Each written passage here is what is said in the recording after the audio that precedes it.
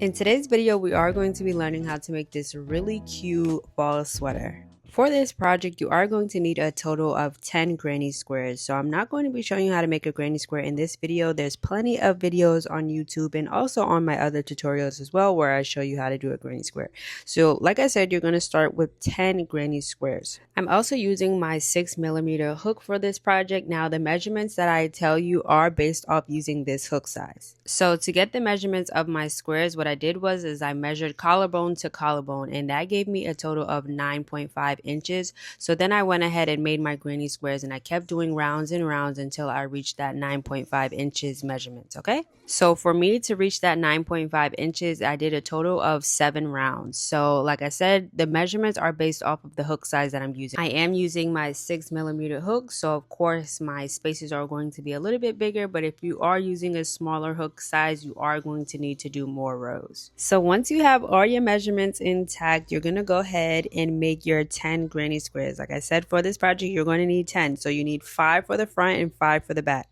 Now you're going to start with your first 5 squares. So we're going to be using the join as you go method.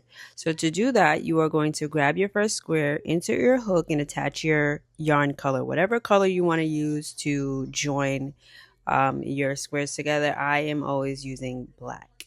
I just feel like black looks really good. So once you have your yarn attached, you're going to slip stitch and then you're going to chain up 3. That chain up 3 does count as a double crochet. So into this corner stitch here, you're going to insert 2 more double crochet stitches for a total of 3. Now once you have your first set of 3 double crochets, you are going to continue inserting 3 double crochets in each space until you reach the next corner space. Now for this part, I don't chain one in between, but if you decide that you do want to chain one in between each cluster, by all means go ahead. It's not going to alter the pattern too much. It might just make your squares a little bit bigger and you probably won't need as much rounds, but go ahead and try it out. I just don't. Once you've inserted 3 double crochets into that corner space, you're going to chain 2 and then you're going to go back into that same corner space with another set of 3 double crochets. And that is how you complete a corner on your granny square. So we have completed one side. So what you're going to do is you're going to continue on doing this for a total of 3 sides. So we already did one. You're going to go across and go down and then you're going to stop. You're going to leave that 4th side open. Alright, so I've completed all 3 sides, and in that final corner, I only inserted 3 double crochets. So you're not going to complete the corner, so you're only going to do half of that corner, so 3 double crochets. So once you have your 3 double crochets, you're going to chain up 2 as if we would to finish our corner. But then once you have your chain 2, you're going to grab your next square.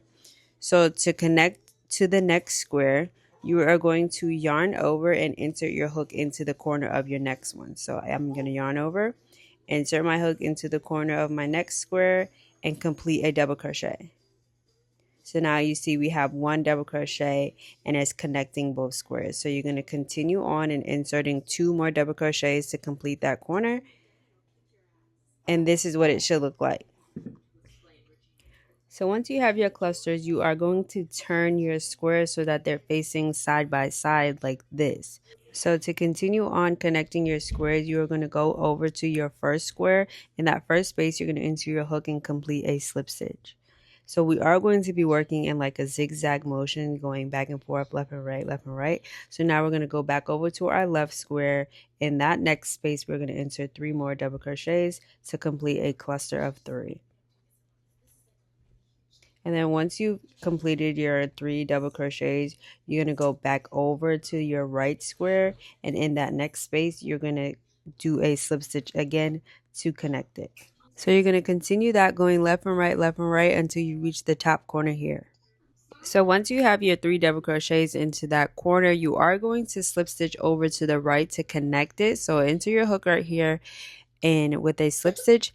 And then you are going to chain up 1 just to give it a little bit of space, and then you're going to go back into that corner space and do an additional 3 double crochets to complete that corner. Alright, so once you completed that corner, you're just going to continue on inserting your 3 double crochet clusters, and you're going to continue that for 2 more sides until you reach this point right here, and always remember to keep the bottom open. So once you reach your corner, you're just going to continue on doing the same thing, attaching square after square. So you're going to chain up 2, and then you're going to grab your next square and insert your hook into the corner space. And then once you've inserted your 3 double crochets, you're going to repeat the process. So you're going to slip stitch to the right and then 3 double crochets to your left, and complete that all the way up into the corner, and keep going until you have all 5 of your squares connected.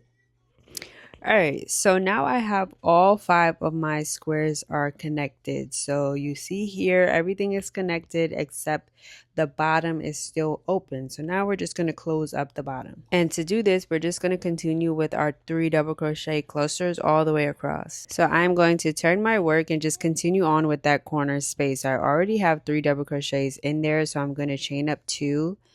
And then in that same corner space, I'm going to insert 3 more double crochets. And then continue on inserting 3 double crochets into the following spaces.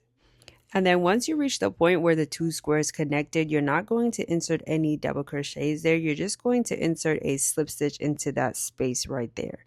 So once you have your slip stitch inserted right there, to continue on, you're just going to chain up 1. And then you're just going to go right into that corner space of the next square, inserting your 3 double crochets. And once you've made it to the end of the row of all 5 squares and you've inserted your 3 double crochets, you're just going to chain up 2 as if you were doing a corner stitch, and then you're just going to slip stitch into that first double crochet. And then once you've slip stitched, you're just going to chain up 1 and cut and fasten off, and then you are done with your front panel of 5 squares. And remember how I said you were going to need 5 squares for the front and 5 squares for the back, so you're just going to repeat this same process all over for your second set of 5 squares for your front and back panel.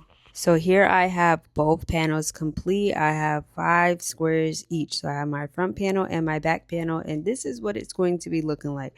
So now pay close attention, because I'm going to show you exactly how you're going to put these together. So you always want the right sides to be facing each other. So this is the wrong side. The wrong side is always going to have the tail from your beginning of your granny square.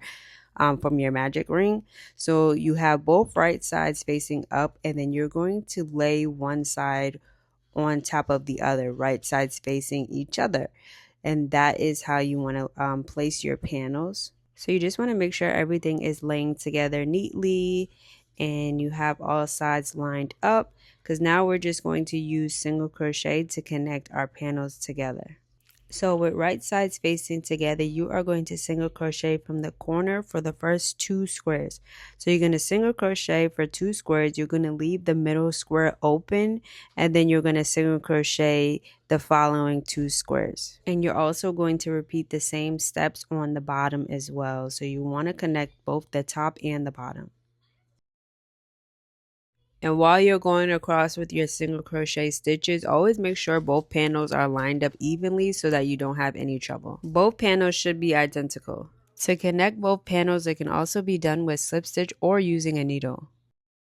And once you've completed connecting both panels, you are going to turn your work right side out. Once you've turned your work right side out and weaved in all your loose ends, you are done with your sweater. Now off camera, I did go ahead and do a row of single crochets on the bottom of the sweater and then on the neck hole as well. And that's it for this tutorial. Thank you guys so much for watching, and I'll see you in my next one.